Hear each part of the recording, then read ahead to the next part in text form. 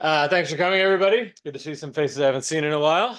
So it's my pleasure today to introduce Thaddeus Pawlowski, who's our off-schedule afternoon speaker. I kind of like this time in some ways.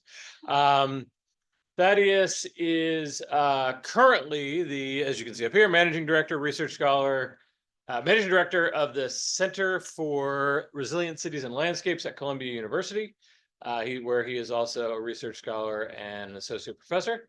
He is a proud native of Pennsylvania, which I think he's going to talk about a little bit. He is an architect, urban designer, urban planner who has worked at New York City Office of Emergency Management, New York City Department of City Planning. And after Hurricane Sandy, as he tells it, he showed up in the mayor's office and basically waited until someone told him to leave, and they never did.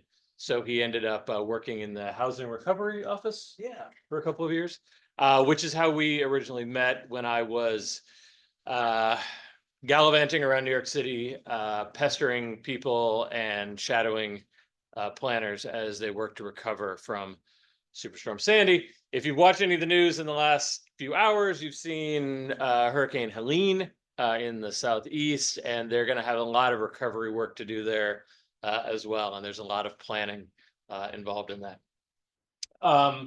Thaddeus has a degree in architecture from UPenn. He has been a Loeb Fellow at Harvard University's Graduate School of Design. He's worked around the world as an urban designer and academic expert, and I will let him take it away. Okay, thanks. Thanks, Donovan. What a nice introduction. You know me so well. I appreciate that. I like that story about just showing up and waiting for someone to tell me what to do. That's a good career development strategy for us. It's dark. It looks like the coffee has arrived. So yeah, I will not be offended if you get up to get yourself a coffee. Please go ahead to do that. And there's tea and cookies, I guess? Yeah. Okay, cool. So go for it. All right. Yeah, so you got my introduction. I guess you're mostly are you all scientists? Just a crowd of scientists? A mix. Okay. All right. Well, so I'm an architect, so I have a lot of slides. So I'm just going to show you some slides and then we'll pause for discussion. It's Friday afternoon, so I'm a little tired. Maybe you're a little tired too. So if we can make this a little bit more interactive, that's, I think, great. So just shoot up your hand or start talking, and I'm glad to pause for discussion at any point. Sounds okay? Cool. All right. So this is all, I'm going to just do some slides very quickly because I think you know all these things, but we started this Center for Resilient Cities and Landscapes about 6 years ago, around the time this IPCC report came out that basically said we're at this inflection point in the way that we're planning cities today, and that we need to change everything. We need to stop the way we're building infrastructure right now and take the infrastructure that we have right now and just rethink it all, because it's all wrong. We're hurtling toward planetary catastrophe. And the way we planned our cities over the last century, what we sometimes call petrochemical urbanization patterns, like cars, cheap oil, highways, single family suburbs, it's all leading us to catastrophe. And so we need to rethink everything, which is it's kind of a big deal. It's not easy to do. But however, things change. Architects and urban designers like me, we study how landscapes change. And we know that here, Stony Brook, looked nothing like it does today 100 years ago. And it's certainly not going to look anything like it in 100 years. It's not going to look anything like it does today. Things really change. In fact, probably most of the places where you all come from have changed dramatically in the last 30 years and will change dramatically in the next 30 years. So we have a little bit of confirmation bias. We expect that what we know in our own living history is the way things are going to remain, but yet we're all living through a period of dramatic change. And there's no reason to assume that this landscape of single family suburban homes and highways is going to be the persistent model for human settlement in the years to come. And the other thing that we founded our Center for Resilient Cities on was like kind of an ethical perspective that is maybe different, or has been evolving away from, like, I would say, a utilitarian perspective that's led a lot of like technocratic decision making about urban planning in the past, which has always been like utilitarianism is like the best for the most. We're trying to make everybody happy and trying to get things through. We're seeing with global warming and the planetary catastrophe and these events like we're seeing in South Florida right now, that it's poor people that suffer the most. So we have to change kind of our ethical, we've changed our ethical perspective to no longer be utilitarian, optimization, like best for the most, to the most disadvantaged are feeling the effects of climate change disproportionately. So we need to do the best for the most disadvantaged. And yeah, so I think to hammer everything is a nail. I'm an architect and urban designer, so I think about infrastructure and patterns of urban development as most important thing in the way we address climate change. You as scientists might think that knowledge is very important. Other people who are, say, policymakers might think that law is the most important thing. But to me, the way we plan and design infrastructure is a matter of life and death for the planet. And I work on what the UN calls climate resilient development pathways. Basically, like trying to change that underlying DNA for how we think about human settlement. And I keep talking about like highways, cars, single family homes, because we're out here on the east end of Long Island. I'm looking at that aerial photo of Long Island and thinking about, Excuse do me, Thaddeus. people know who Robert Moses is? Could you share your screen, Yeah. Thaddeus? Like Robert Moses, well, not everybody knows, I guess. Who doesn't know who Robert Moses is? Thaddeus, can you share Okay, your there's a screen, few please? people. And can I have a Long Islander say who Robert Moses was? You're nodding your head there. Do you mind explaining? I'm not a Long Islander. Oh, I'm yeah. a Midwesterner. Oh, yeah. But Robert Moses was played a major role in development of freeways and the Southern State and Northern State Highway on Long Island, and of kind of barreling through infrastructure projects. Yeah, totally. Yeah, he was like a really efficient engineer. And there's this book about him called The Power Broker, which is for people in urban planning like Donovan and I, it's like the Bible. It's a very big book.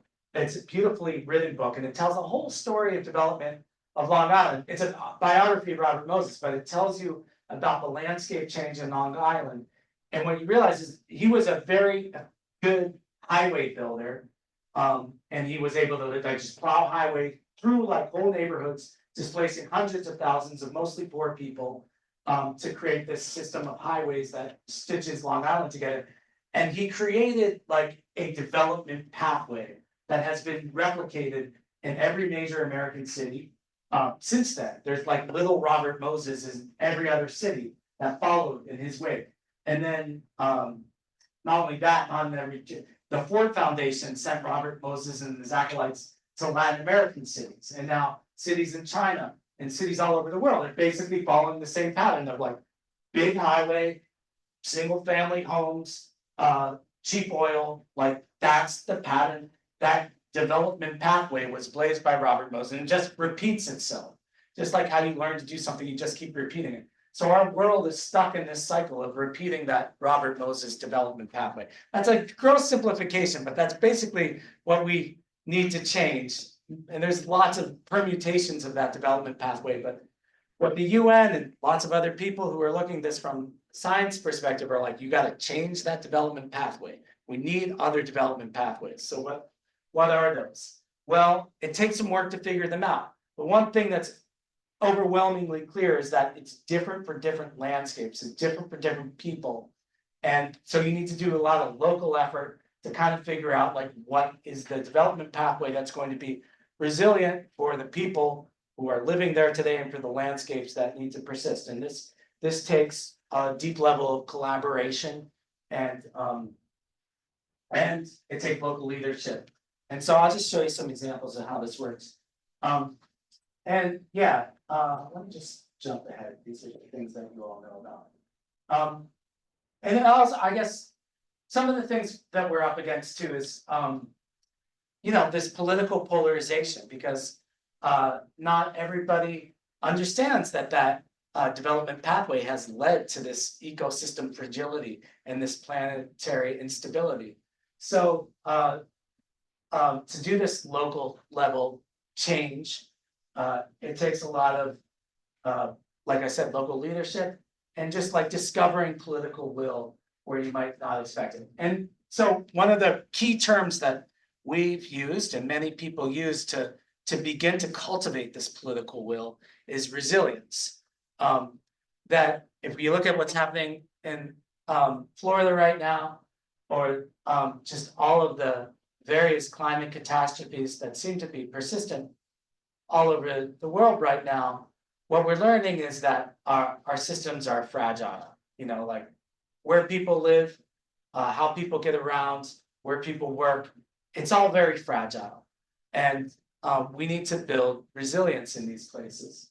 And so there's different definitions of this term resilience, but the one that we use in the urban planning space is often more related to human psychology, that we learn and adapt through these challenges, and that will make us more prepared for the challenges ahead.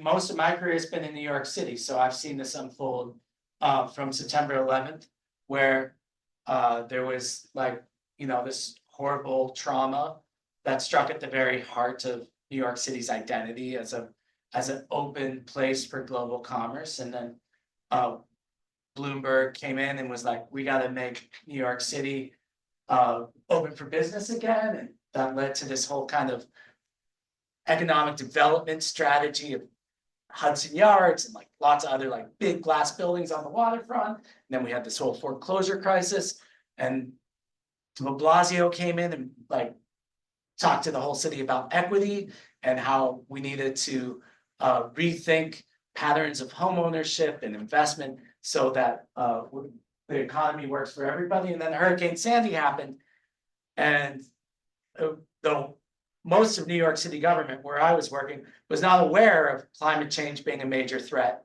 but then that sort of reset climate change. And then of course, the pandemic has taught us a whole other thing about our economy, inequality, the importance of public health, of collective action. So many lessons still to be learned from COVID and the aftermath. So every disaster teaches. This has been true for the history of all cities. New York City, we had a big fire in 1904. It leads to the first fire code. Every successive disaster leads to kind of a reframing of public priorities. And so the disaster that kind of informed a lot of people in my generation, especially, was Katrina in New Orleans in 2005. And it was like, wow, a major American city could just be drowned and basically left for dead by the federal government because of failing infrastructure and inadequate response. And I was working at the New York City Office of Emergency Management when that happened, and we were watching on television sets in the emergency management headquarters, which is under the Brooklyn Bridge, 2 feet above sea level. And we're like, wow, could that happen here? And it was like, yes, not only could it happen here, but it's going to happen. New York City has 580 miles of coastline, and the water in New York Harbor has risen a foot over the last century. And the waterfront has completely changed over the last century from post-industrial open space to housing and mixed-use development. And we're totally not prepared for a major housing displacement like they experienced in New Orleans. And then we saw what the response was in New Orleans, which was they lost half their population. People who live, and it's mostly the poor people, mostly the poor Black people. In New Orleans was the home of African American culture, like the blues and jazz, and New Orleans has regained its population since Katrina, but it's much wealthier and whiter. So it's again this repeating story of how climate change disproportionately affects the most disadvantaged, but also it cuts into it can adversely affect our culture as a nation or as a region or as the city of New Orleans, changes identity. And part of that, the inadequate response was these one aspect of it, and there's many aspects, but again, I'm an architect, so it's like, where's everybody living after Katrina, and I went down there and I visited all these FEMA villages, these like formaldehyde laden trailers where people were displaced to after Katrina. And it was like, could this be the United States of America? Like, this is so inhumane. And so we were like, we don't want that to happen in New York City. And so, yeah, this was a while ago, and I can't believe I still talk about this, but somehow still resonates with me that we learned from that Katrina experience in New York and said, we need to like start planning for the future in New York City. And so we did this design scenario plan for what if New York City was hit by a major hurricane, and then we did a design competition to like kind of put imaginative people into this space of thinking about recovery from a hurricane. And basically the idea that we came up with was we need housing. And this is still true today. New York City has been in a housing crisis, a deepening housing crisis. Well, and within memory, like really since the economy started to gain speed again in the early 21st century. But the housing crisis has reached, a really dramatic level now, and it's combined with a homelessness crisis, as well as an asylum seeker crisis. All these things sort of converging. So in these moments of crisis, the housing supply is just inadequate to respond, and that's true today. Now we have thousands, tens of thousands of people living in tent villages in Randall's Island and in Floyd Bennett Field. And the solution to the housing crisis is more housing. We have to build housing. And there's ways to build housing quickly. We've done it in the past. And one of the ways that architects have always dreamed about, but have never, for whatever reason, been able to do is like build factories to build housing, and then build a lot of housing and factories very quickly, and then suspend all the zoning laws to just start putting those housing units wherever you can. And that's basically what we proposed for New York City after Hurricane, before Hurricane Sandy, through this design competition. Basically, pre-built, rapidly deployable housing that could go anywhere you could get away with it, which is like anywhere. Because zoning, if you're following what's going on in New York City right now, zoning is very restricted.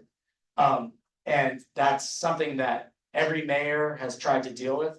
The current disgraced mayor, now disgraced or has been disgraced, whatever, indicted, I should say, indicted mayor. He's got nothing to do with it, but his city planning people are trying to do the City of Yes initiative to basically allow more rapidly deployable housing. They're calling them accessory dwelling units in the backyards of single family homes all over New York City. This strategy has been used all over the place. So what we proposed in this design competition is that like, if you could do this after a storm, like you could concentrate a lot of rapidly deployable housing. And what that allows you to do is give people a safe place to stay while they figure out what to do in the long term. So having stable, safe housing actually allows for more democratic processes of like, how do we make this place, our neighborhood, more resilient in the long term? And then we can begin to introduce strategies of like what some people call managed retreat, like how do we leave the coastline and allow for wetlands, salt marshes, other kinds of coastal barriers to be built in its place, or how do we rethink the mix of different activities on the waterfront to be less fragile, more resilient in the future. So we built a prototype of this housing. right before Sandy. And then when Hurricane Sandy hit, it was like a real wake-up call, for the city. As I said, like climate change is here, it's affecting us now. And, yeah, as Donovan mentioned, this is kind of funny, like biographical point. I was working for the Department of City Planning at the time, but then I just showed up at the mayor's office and we worked on this like plan for $18 billion of federal money. After disasters, Florida's about to get a lot of, oh, should I, Florida's gonna have this too.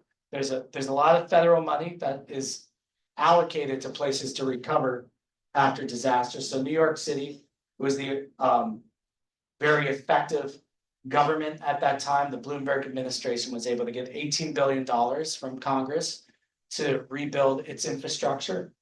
And I, of course, advocated for more housing and like working with neighborhoods, but we didn't do that. And I'll talk a little bit more about what we did do. This is basically Hurricane Sandy. Who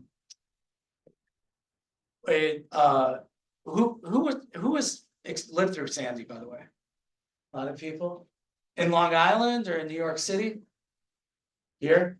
Anybody in New York during Sandy? Do you want to share your Sandy experience? I was in third grade. Oh, yeah? What neighborhood were you in? Washington Heights. Oh, yeah, high ground. Yeah, it was fun. You were good. You didn't even lose power, right? Just for like a day. Yeah. Other people? Anybody else want to share a hurricane experience? Gas lines. Gas lines, yeah, where were you? Here. Oh, out here, the gas lines shut down? Or they increased rate gas shut. I'm sorry, what was that? Gas, it's very hard to find. Yeah, right, oh, yeah, like at gas stations, like, yeah. Yeah, for sure. There was. No, that's a pretty interesting story, actually, because I was in the mayor's office and what we heard inside the office was that a lot of the oil companies were just holding tankers offshore. Because apparently they didn't know like what the entry sequence was, but we also think that maybe they were driving up the cost of gas. Something else to look out for after a disaster is profiteering, especially by corporations. Anyway, what happened for a lot of New York City's coastal neighborhoods, the East Shore, Staten Island, south part of Brooklyn, southern Queens, those were the worst affected neighborhoods. And those aren't what you think of as New York City so much. Like when you have, like if you just close your eyes and think New York City, like think of Manhattan skyline. Oftentimes, I don't know if that's true for suburban Long Islanders or Suffolk County people, but that's, me, I'm from Pennsylvania. I think New York City is like a bunch of tall buildings. But southern Queens, Staten Island, and Brooklyn is a lot of single family homes, really small homes on really small lots. And it's, so they're often called bungalows. A lot of these houses were built in the mid 20th century. And they were built as seasonal homes, but then they became full-time homes. And because of the housing crisis in New York City, there's not a lot of affordable opportunities to get a house of your own if you're someone that's struggling to make it into the middle class. Like home ownership in the United States is like always been a pathway to a middle class existence, like a better life for your kids. And so for a lot of recent immigrants, which New York City is composed of a lot of recent immigrants, or for African-American families that were historically kept out of the housing market by redlining and other discriminatory practices, it's hard to find a cheap place to get your first home. And the only places available are in these areas that used to be swamps all along the southern coast of New York City. And that's a lot of the people who live there. And so those are the people that got worst affected by Sandy. And there was nowhere for them to go. And what the storm did was like basically knock out all the utilities. So I'm glad you mentioned gas. And it happened really late in the year, in October 31st, or late October. And then it snowed the next weekend. This is October's late for a hurricane. And so there's another thing that nobody was planning on, was like a late season hurricane, so um. Basically, all these little bungalows that have very poor insulation. The public health people were like, people are gonna freeze in their houses if they don't have heat and hot water. And there's mold growing in all these buildings because they're wet. So we need to just go into all these houses, 14,000 houses, and turn on the heat and hot water and rip out everything that's gonna grow mold. And we did that. 14,000 homes and about $150 million.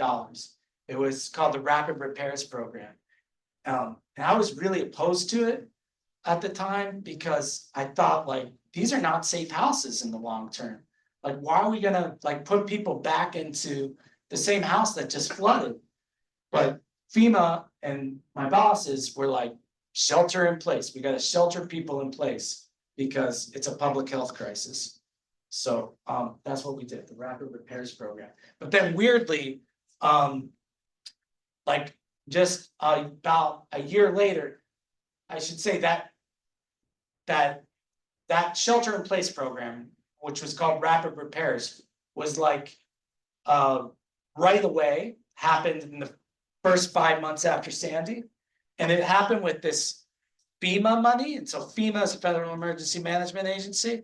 And they do like all the disaster response, but then there's this other money that comes from Congress after a disaster. So this is all gonna go down in Florida now. Like they're gonna get FEMA money right away, and they're probably gonna get a bunch of travel trailers and other kinds of temporary housing solutions.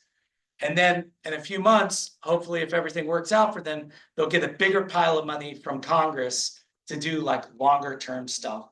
And we got $3.4 billion of housing to basically go into those same bungalows and elevate them, like raise them up over the ground on concrete piers that are gonna last for 1,000 years, long after these, little stick constructions on top of them are gone. So we did 5,000 elevations of existing bungalows all over Southern Queens, Brooklyn, and Staten Island. And there was a lot of community engagement in this process, but it seems like a lot because I was involved in all of it. But if I was involved in all of it, it actually wasn't very much. Now that I think of it, we were like kind of afraid of the community, honestly. This is like one of the big problems with disaster recovery and climate change adaptation, is that governments who are often running this stuff have very poor skills when it comes to like working directly with their constituents and like, understanding what people need. And so we tried to like use volunteer help. I got the Enterprise Community Foundation, a bunch of local community-based organizations to do these design clinics to help homeowners figure out their pathway to resilience. But this is something that I think is really like kind of underdeveloped in my space, is like community engagement and helping people figure out recovery. Yes, sir. I think it's worth mentioning historically that there were many of these communities that already were in the process of dealing with these problems, like Broad Channel. Yeah. And there were very tightly organized community organizations that were already raising their houses, already dealing with these problems. Right. And were actually very helpful in understanding the ecology. And they were squatters by and large in Broad Channel. Yeah. And they got their deeds from Mayor Koch, actually. Yeah. Yeah. Absolutely. I think. Can you just say who you are, by the way? Jeff Levinson. I've worked in that area a lot. Yeah. I've worked with the people.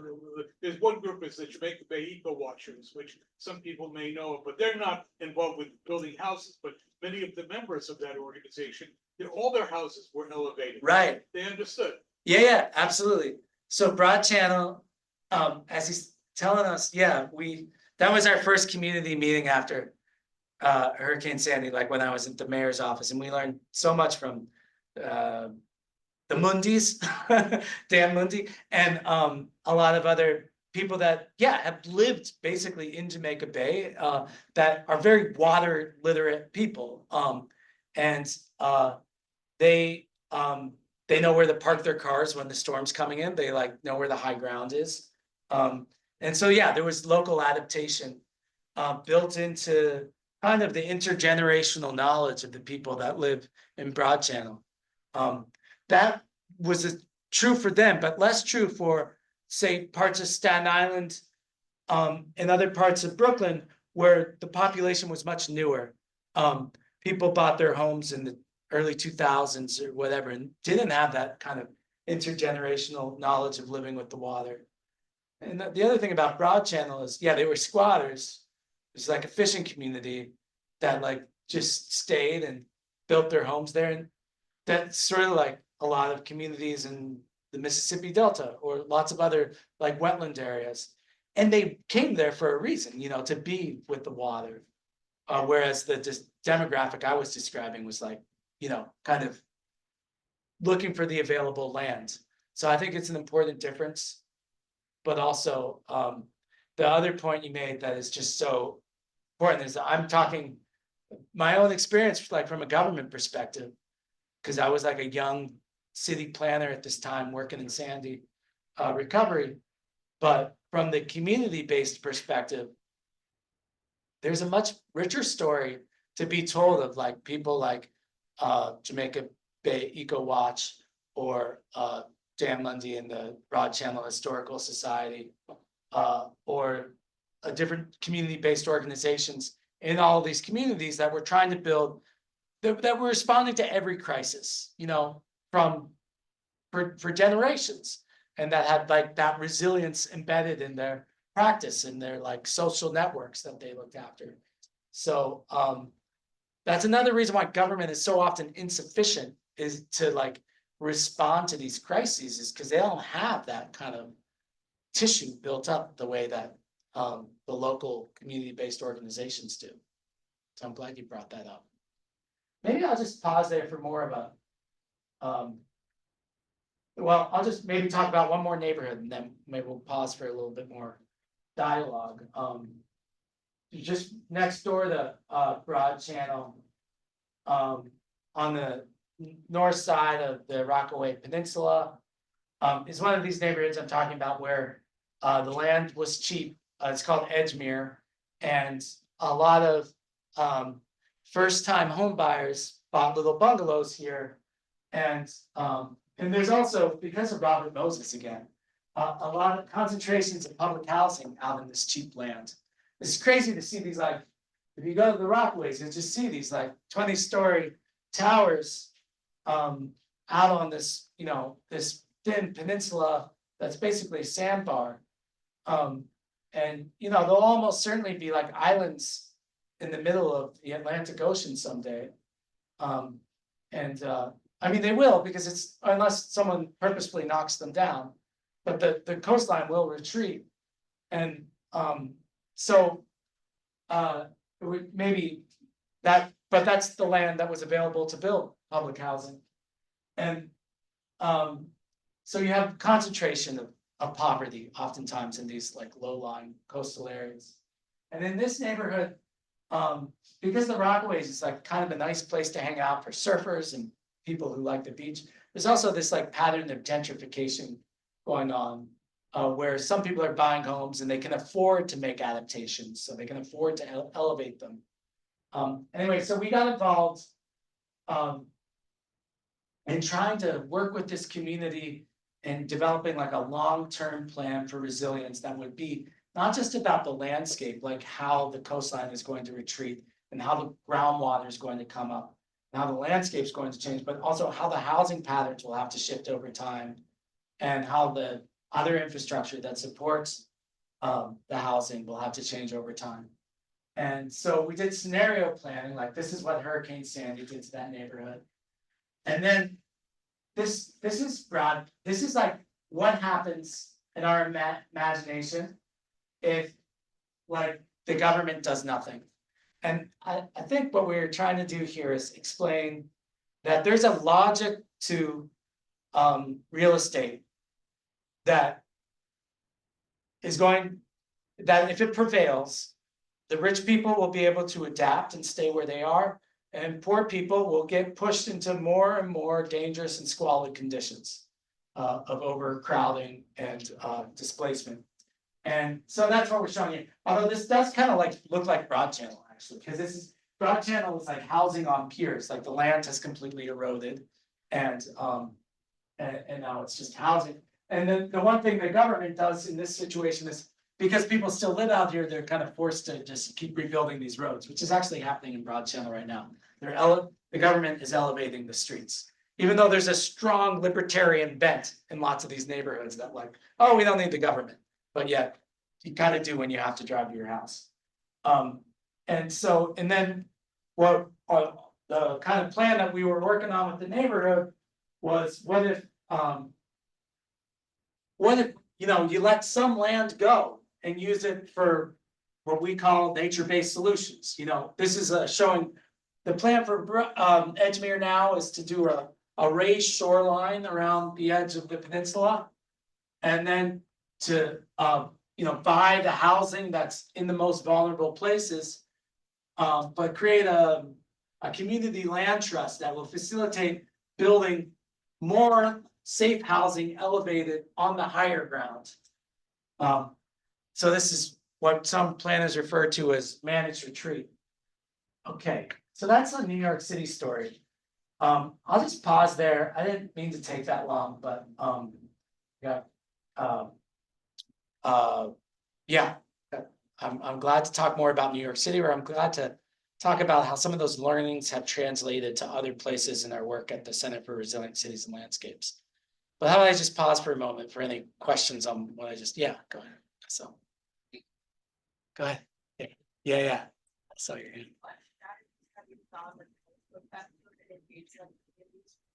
Planning and like maybe that are lacking that for government. Yeah. Yeah, it's a great topic. I've got a lot to say about that. I'm thinking about where this started. Do you have anything in mind? Like in terms of strategies, if I put the question back to you, maybe we could. Is there some strategy that you are wondering if it's effective or not? Possible with big solutions like that, like as fast developing as possible. Raising those houses. How do you engage?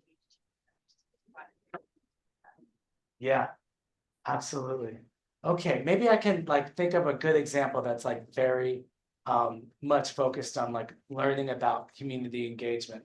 I think this whole Sandy recovery thing, basically for me was like a massive failure in community engagement from my perspective, you know? And I was like this was, I guess, over 10 years ago. So I quit government after that and started this thing. And so we've been trying to like process some of those lessons from failure. So I could talk a little bit about one of these examples, but did you want to, somebody else have a hand up? Yeah. Can I ask a Friday afternoon question? I mean, Yeah. you mentioned it's Friday afternoon. You know, I try to tell students that one of the most important things you can learn is to be a good human being. Yeah. You mentioned Robert Moses twice, and Yeah. for those who don't know him, to me, the important things to know about him is he was very ambitious, very energetic, and he was a horrible human being. What I'm wondering is if you could do a quick thought experiment about what New York City and Long Island might look like if Robert Moses was that energetic and aspirational, but was also A good an ethical humanist. Oh my God, what a great question. How might it go? But those two questions work perfectly together. Yeah. Do you have some thoughts about it? you know, if I applied all of my knowledge of atmospheric science to this question, we wouldn't get very far. Yeah. You're the Yeah, urban but maybe planner. we can piece it together. I think it's a really thoughtful question, because the first thing that would happen is he was, and it's not just him, like because Robert Caro, this brilliant writer, wrote this book about Robert Moses that explains all of New York City and Long Island history in such a brilliant way that we often use Robert Moses as like sort of a straw man for a pattern of, you know, thinking about policymaking and thinking about development that is, you know, beyond Robert Moses. And I guess I would call it, yeah, he was a bad human being. It was sort of lacked ethics. It was also, I mean, some people would call it like patriarchal, like we know better, or not patriarchal. There's that, but it's like more, what's the word? Like we know better than you. So just listen to us. What's the word I'm looking for? Patronizing. Thank you. Yeah, patronizing. Yeah, like we've got all the information and you don't, so let us make the decisions and we'll, you should trust us by virtue of our power. And that's what I think that's what it comes down to. And that's what the book, which everybody should read, The Power Broker, is all about. It's like an analysis of power in New York City. And then Robert Caro, I'm reading the other books he read, which is also just a biography. He wrote 4 other books and he's working on a 5th, all about Lyndon Johnson, which is like power working at the national scale. And so it's all just about power. And which is exactly to your question about like community engagement. The important thing is sharing power, or like redistributing power in the decision-making process. So when we're talking about like strategies, like how Robert Moses might have starting when he started working in state government in the 1920s and started to imagine this park system, parkway system, highways. If somebody said to him at that moment and convinced him at that moment, listen, Bob, you're on your way to developing enormous amounts of power that you're going to concentrate under yourself. But maybe you could have an ethic of sharing power, of distributing power along the way. That you don't have to make decisions for everybody, but in a democracy, and if you believe in some of the underlying values of the United States, underlying values of like equality, justice, everybody's right to the pursuit of happiness. If you believe, as he did in the teachings of Franklin Delano Roosevelt, who was one of his great sponsors, that everybody should be free from want, you know, what a lot of people are just talking about today is being free to have economic opportunity.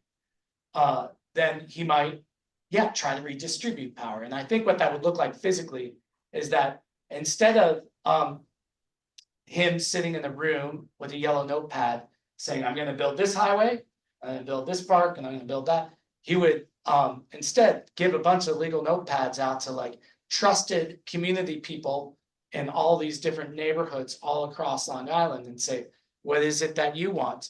And then you can't just go out and ask people what they want, you know, like because people will be like, well, I want everything, you know, like I want an Edgemere, everybody's like, I want a movie theater. And we're like, you can't have a movie theater. There's only, 400 people living here. Like you can't, but not only that, we're the government, we can't give you a movie theater. Like there's a market thing that you have to worry. Anyway, like people have requests that are somewhat like not always rational. And so what does that mean? You have to build capacity to be able to make like a reasonable priority list. So that means like public education, like that. So Robert Moses would have to train a whole crew of little Robert Moseses who don't look like just like Robert Moses, but look like everybody else in these different communities. And to go out and be like, okay, well, there's this thing called the state budget and there's an appropriation process. And this is how you get your list of things in front of the state appropriation process. And this is how you build support with your local government to get those things on the list. This is what you do if no one listens to you. These are the different tools of power that you can exercise. So that's, yeah, I think that's how it could have gone differently. And I think that's what we've been trying to do with the Center for Resilience in a modest way, you know, like we don't have that much power, but yeah. I'm gonna Yeah. counterfactual an anecdote. Yeah, A please. counterfactual is every other city in America where Robert Moses never even set foot has the same story of Yeah. gigantic roads. Yeah, Think about the Embarcadero in San Francisco, which has recently been taken down with it. LA is a horror story of power and roads. Even Seattle is a horror story with one road. They built one crappy road, I-5, that destroyed the whole place. So it's true everywhere.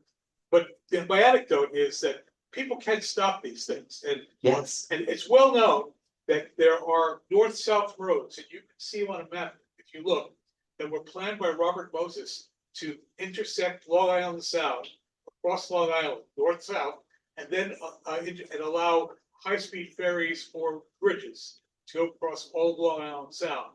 And a certain gentleman, Steve Egelbright, who was a county legislator, saw to it that one of these roads part of it was turned into a park. yeah, And that ended that spot as being a strong north-south highway, was the end of it. And that's one person who did that, one dedicated person with vision. right, And But some the sense big of value. picture is everywhere. It's an American Yeah, story. totally. It's not New York. There would have been a Triborough Bridge, no matter who was there. right, He just did it better. When Right. Robert Moses destroyed my neighborhood in the Bronx, he did it better than most anybody else could do it by building the Cross Bronx Expressway. But it would have happened anyway, right, because they needed a road to go to Boston. right. It could have gone, the road could have gone somewhere else, right, but It did go somewhere else. yeah, He moved it about 10 blocks south because of a lot of local people Right. were complaining about it, Mhm. but it still destroyed the whole place. right, right. Yeah, absolutely. Can I mean, you, Donald.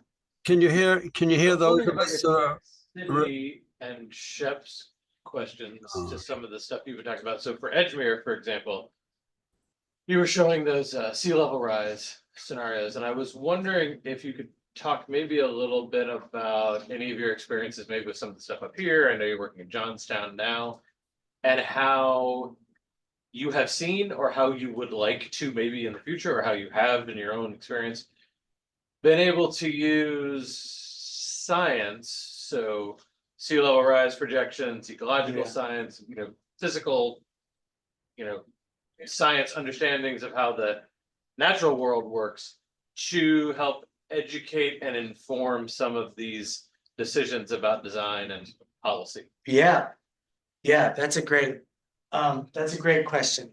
You know, because as we all know, like knowledge is power. Science, Robert Moses had these like efficiency experts that he weaponized to, be like, we need this bridge because of this chart. And and I think the same thing happens, today. We've seen data still used in like very technocratic processes to move things. And I think that there's a trend in a lot of our work, and not just our work, but like all over, to empower local communities with like downscale climate projections, tools for citizen science. Here's an example. During the pandemic, I hope, we all went on Zoom, and I decided, I met at the same time some educators in Washington Heights who work at the Washington Heights Area Learning School, which is mostly like Dominican kids who live in that section of Washington Heights, which is right by the Cross Manhattan Expressway, the extension of the Cross Bronx Expressway.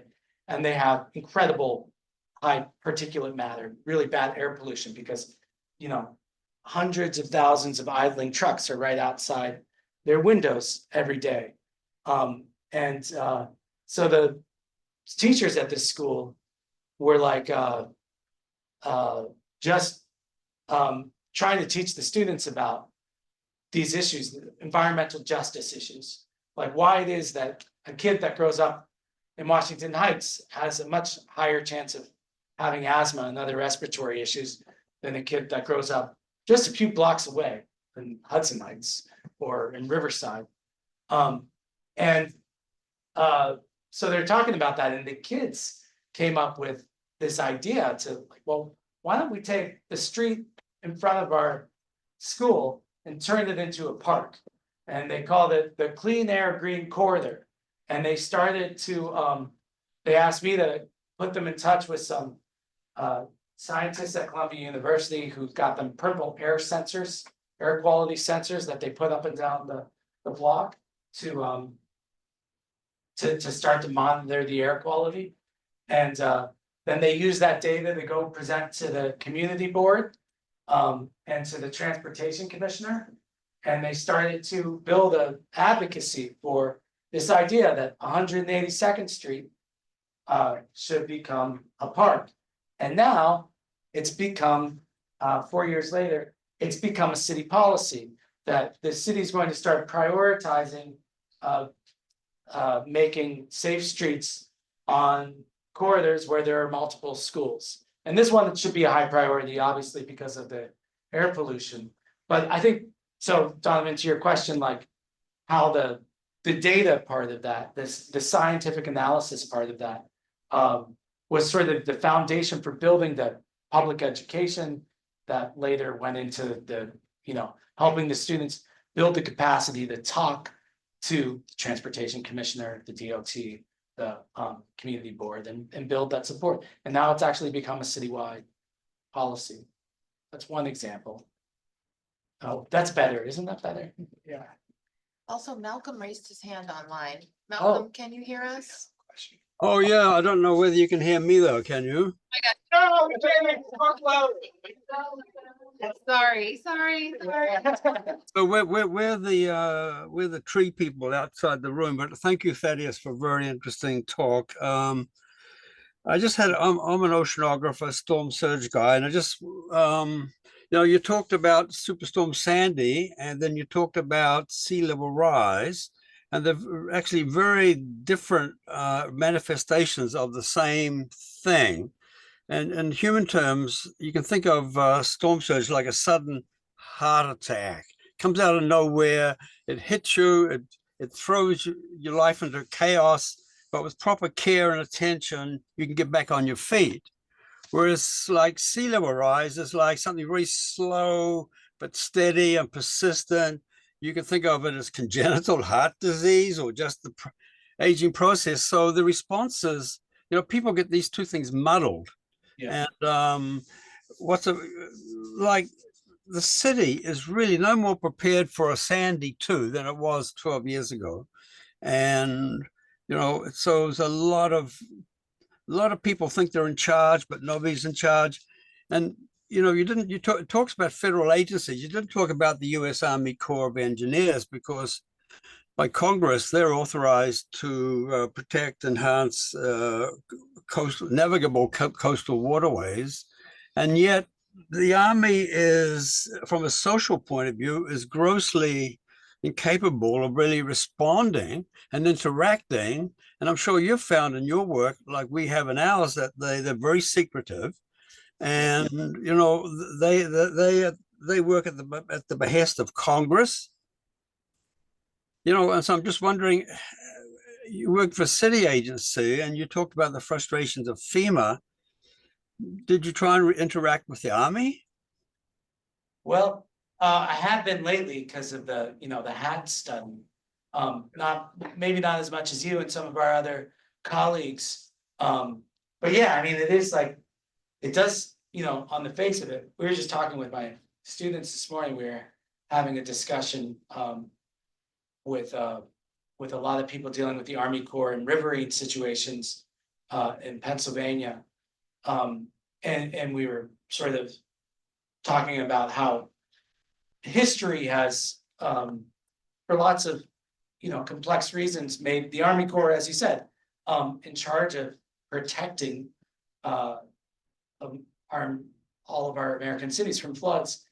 And yeah, and they don't have the equipment to do any kind of community response for this work or community interaction. They're trying, I think, with the HAT study, I've seen I've met some Army Corps people who have come out to neighborhoods to, because the HAT study that we're talking about, by the way, is like this, long-term plan to protect the city of New York from storm surge, not from sea level rise. And the Army Corps of Engineers doesn't have a lot of great solutions for sea level rise, as I understand it, except for pumps, maybe. So it's a very, and they also don't have, the HAT study doesn't do anything about all the other effects of climate change, including increased precipitation, our sewer system being completely overwhelmed. And every time it rains more than an inch, we have sewer going out into the waterways. And then, of course, the extreme heat that we're experiencing every summer, which is really like the most deadly effect of climate change. So the Army Corps has this like kind of very wide purview in lots of ways to like protect us from flooding, but it's also kind of narrow to the overall challenge of our infrastructure being poorly adapted to climate change. And these, I agree with you completely that these, and maybe when we talk about like how we deal with the Army Corps, we get all muddled because we think that they're responsible for all of this, but really it's just they want to keep the storm surge from coming in, which was like what we had during Sandy, was a storm surge event. And to deal with storm surge, the best way to deal with it is big walls, especially in a densely built up area. But those big walls don't necessarily help you with the rain, which is one thing that we saw, it didn't rain that much during Sandy. It rained a lot during Hurricane Ida a few years ago. And, if the Army Corps had their $50 billion project to save the city from storm surge, it wouldn't have helped with the, 50 people who died during Ida because they drowned in their basements away from any storm surge. It's interesting that everyone likes to bash the Army Corps, but we have to remember that the Army Corps is the Army and they're beholden to their commander-in-chief. And during this post-Sandy era, their chief was President Donald Trump, and he shut that study down right in the middle of their work. And my group went to see them at Federal Plaza the day he shut them down, and they just could not talk to us about it. They said, sorry, look, nice to see you guys, but we can't talk about this because our commander-in-chief, and he had a sort of vendetta against New York Harbor. And one of his tweets, if you look at it, is, too bad, New Yorkers, you're going to have to get up your mops and your buckets for the next big storm. I mean, it was sad and it was funny, but it was pretty disrespectful and kind of like not feeling a lot of empathy for people. Also just like kind of a warning too about like concentrating power again, just to come back to like the Robert Moses point, like that a commander-in-chief can be like, yeah, no thanks on that whole plan that you've been working on for protecting the city from storm surge. And that the same thing happened like when Governor Christie canceled the new rail tunnels under New York, under the Hudson River, which that's an infrastructure disaster waiting to happen. The rail tunnels are 100 years old and they're corroding. And then like one executive can be like, yeah, no thanks. And then, all that work goes to nothing. And that, that's another reason why, the dean's question earlier, like, how would you reformat like the Robert Moses paradigm? Yeah, it would be like, take the power out of these hierarchical structures like the Army Corps and distribute it more to like a neighborhood grassroots level. But that's hard to do with like major infrastructure like a seawall. But I think in some ways we have to find the administrative tools to do that. Yeah. Just one other quick point. You did mention about your suspicion that maybe with the offshore oil tankers, that this was a conspiracy to jack up the price of gas. That's what I heard. Is that true? Well, it's a novel idea. I had not heard of it, but I think a more plausible explanation is that in the harbor, the winds and the currents and the tides moved the navigational buoys out of the channels. And so there was a great danger of the oil tankers running aground and perhaps oil spills right within the harbor itself. So there was a reluctance to bring those ships in. Okay, that's clarifying. Thank you. I'm gonna stop talking smack on Chill. I'm sorry. Thanks, Malcolm. Okay. Thanks, Malcolm. Nice talking to you. It's good. We gotta catch up more. All right. Thank you. Yes, thank you so much. Thank you. Okay.